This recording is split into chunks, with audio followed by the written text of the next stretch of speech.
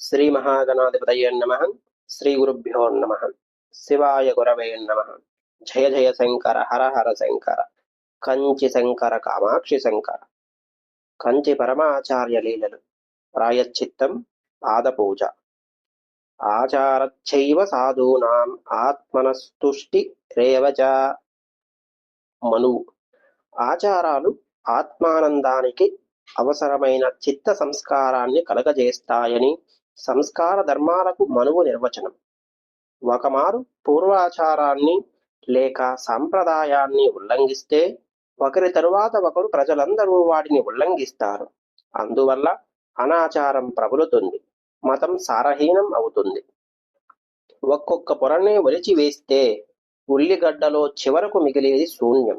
అదేవిధంగా మనకు అనుకూలించడం లేదని ఒక్కొక్క సాంప్రదాయాన్ని తోసివేస్తే అసలు సంస్కృతికే నష్టం వాటిల్లుతుంది అంటాడు ప్రపంచ ప్రఖ్యాతిగాంచిన ఆంగ్ల చరిత్రకారుడు ఆర్నాల్డ్ ఎన్బి. విదేశాల్లో చదువు ముగించుకొని భార్యతో బిడ్డతో స్వదేశానికి తిరిగి వస్తున్న ఒక విద్యావంతుడు దేశంలో అడుగు పెడుతూనే ఓం ప్రథమంగా కంచికి వెళ్లి శ్రీ కామకోటి శంకరాచార్య స్వామిని సందర్శించాలనుకున్నాడు. బొంబాయిలో విమానం దిగి భార్యాభర్తలు బిడ్డను సంకనెత్తుకొని మద్రాసు మీదుగా ముందు కంచికి వెళ్లారు. మఠం మేనేజర్ను కలుసుకున్నారు. మేము ఇంగ్లాండ్ నుండి వస్తున్నాము, స్వామి దర్శనం చేసి స్వామి పాద పూజ చెయ్యాలని అనుకుంటున్నాము అన్నారు. మీరు విదేశం నుండి నేరుగా ఇక్కడికి వస్తున్నారు. విదేశం వెళ్ళి వచ్చిన వారు ప్రాయశ్చిత్తం చేసుకుంటే గాని పాద పూజ చెయ్యడానికి వీలు లేదు. మీరు స్వామిని సందర్శించేందుకు మాత్రం అభ్యంతరం లేదు అన్నాడు మేనేజరు. ఆశాభంగం కలిగింది ఆ యువ దంపతులకు. వేల మైళ్ళు ప్రయాణం చేసి ఎంతో ఆశతో వచ్చాం కదా, మా కోరిక తీరడానికి మార్గం ఏదైనా చెప్పలేరా అని అడిగారు. మఠంలో చిరకాలంగా మేము అనుసరిస్తున్న సంప్రదాయం ఇది. దీనిని ఉల్లంఘించడానికి మాకు వీలు లేదు.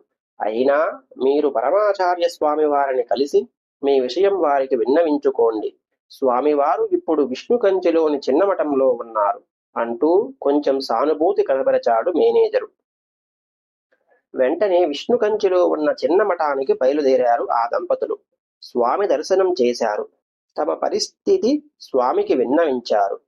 ఎంత భక్తి శ్రద్ధలు లేకపోతే ఆ యువ దంపతులు విదేశాల నుండి వస్తూ స్వగ్రామానికైనా వెళ్లకుండా, స్వజనాన్ని చూడకుండా మొదట కంచికే ఎందుకు వస్తారు? తమ కోరిక నిరాకరిస్తే వారు ఎంత నిరుత్సాహపడతారు? అయితే పూర్వాచారానికి భంగం కలుగరాదు. ఇందుకు ఉపాయాంతరమేదైనా వెతికి వారిని తృప్తిపరచాలి అని యోచించి ఉంటారు మహాస్వామి వారు. మఠంలో మామూలుగా పూజ జరిగేది ఆదిశంకరుల పాదుకలకు. వాటికి ప్రత్యామ్నాయంగా తమ సొంత పాదుకలను తెప్పించారు. బిడ్డ చేత ఆ పాదుకలకు పూజ చేయించండి అన్నారు.